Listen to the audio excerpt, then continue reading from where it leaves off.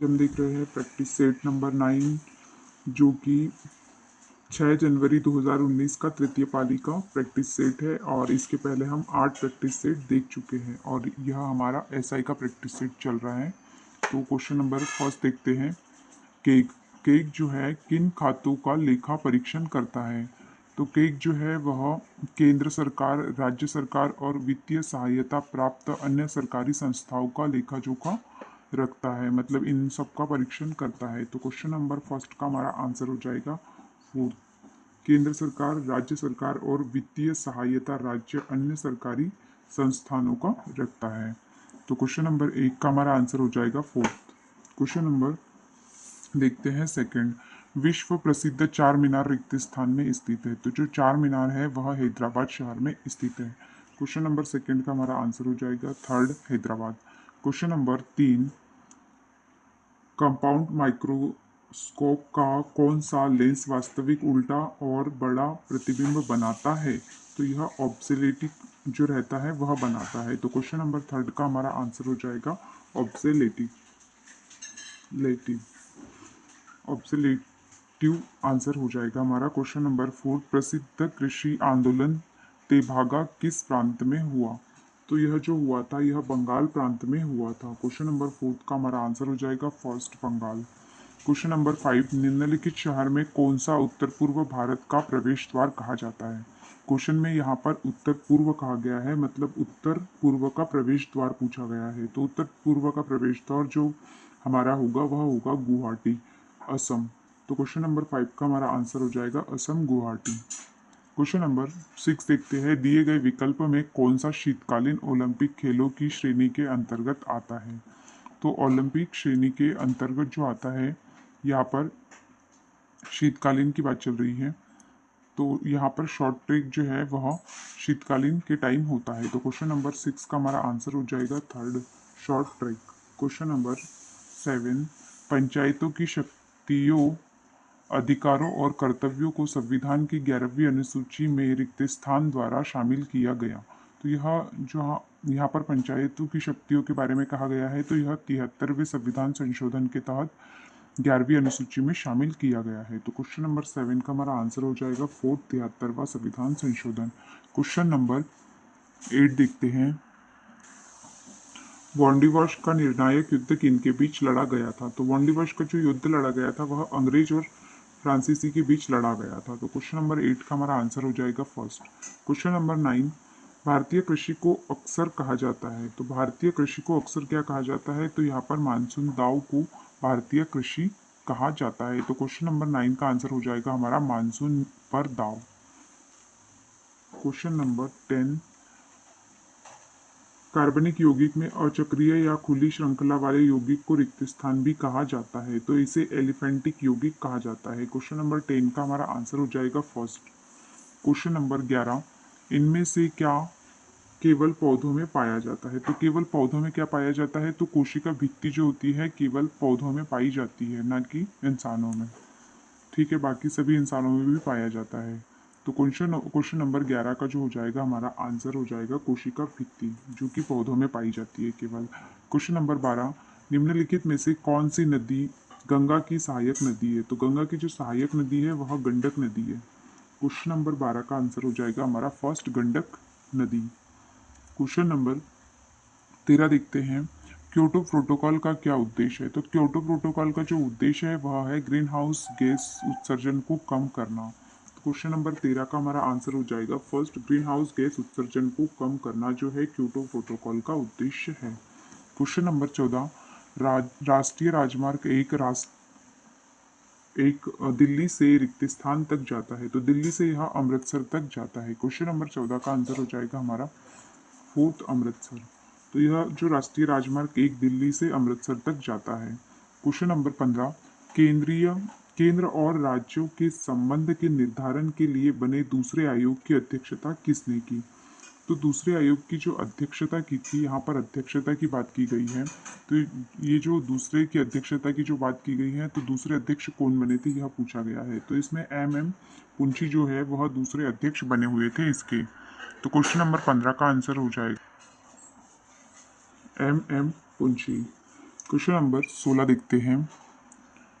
मैडन over किस खेल से संबंधित है? तो मैडन ओवर जो संबंधित है यह क्रिकेट खेल से संबंधित है। क्वेश्चन नंबर 16 का हमारा आंसर हो जाएगा सेकंड।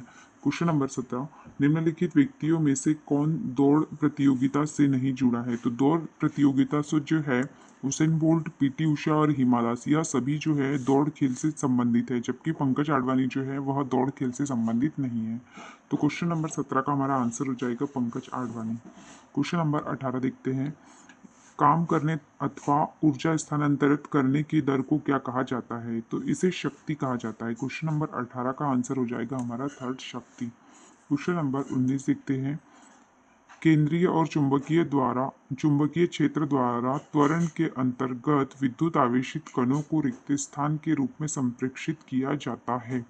तो क्वेश्चन नंबर 19 का जो हमारा आंसर हो जाएगा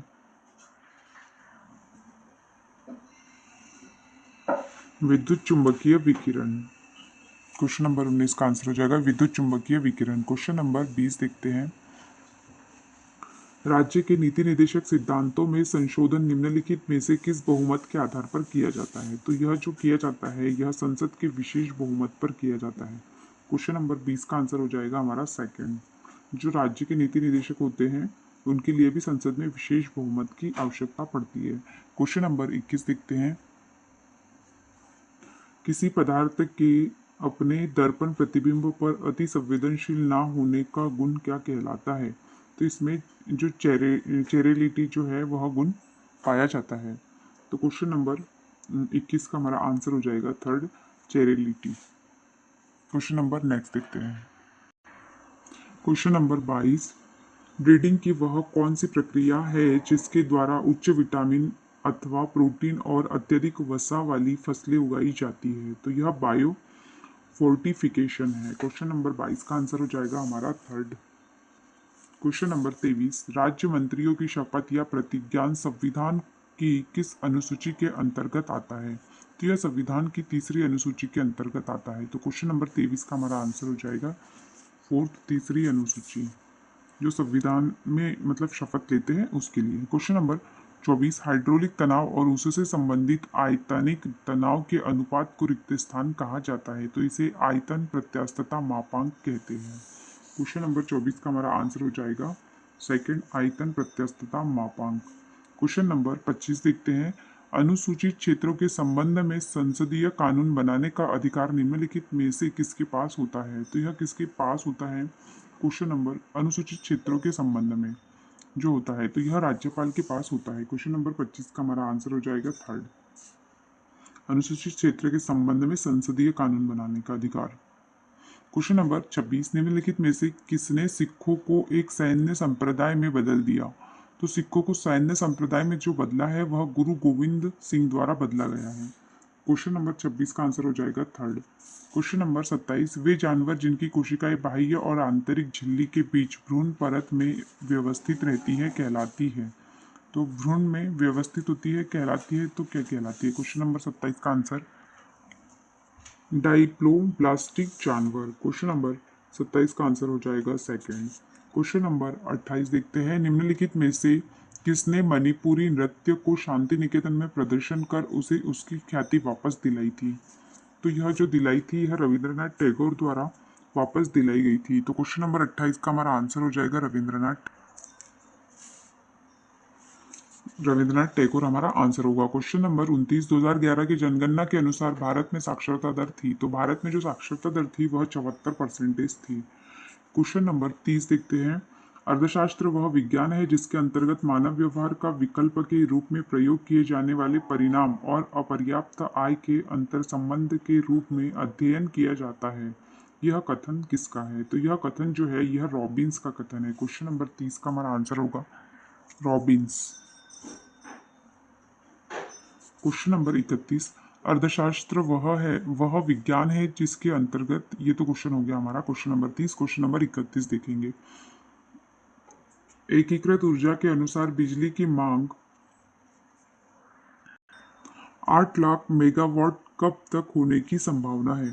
तो 8 लाख मेगावाट जो होने की संभावना है, क्वेश्चन नंबर 31 का जो हमारा आंसर हो जाएगा 2031 से 32 तक।